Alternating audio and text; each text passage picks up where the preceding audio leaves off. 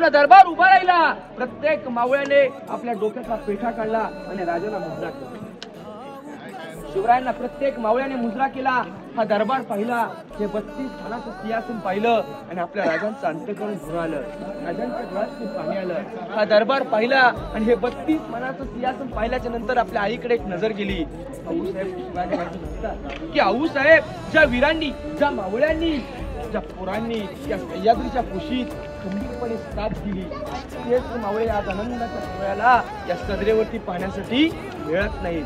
अशी जीवा भावाची सरदार, विधवा बायका, लहान लहान लेकरं आपल्या राजांना सदरेवरती दिसत होती. स्वराज्याच्या पायऱ्या चढतात असंख्य वीर मावळे राजांना आठवू लागले.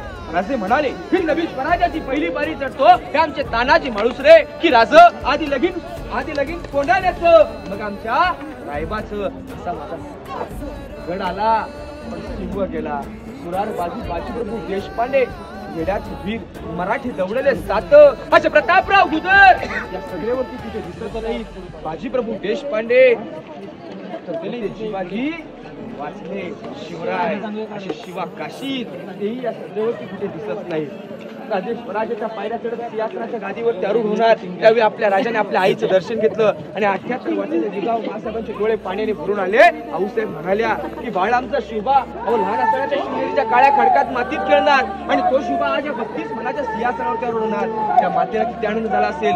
राजे सिंहासनावर आरूढ झाले. काशीवने आलेल्या गागाभटांनी 7 नद्यांनी अभिषेक घातला. 1000 मोहरा उधळल्या. पूर्ण दरबार उभा राहिला. राजांच्या अंगावरती फुलांचा वर्षाव केला. महादरवाजावरती 21 तोफ्यांची सलामी देण्यात आली. खेडे गावात पेढे वाटले. महाराजांचा राजा झाला.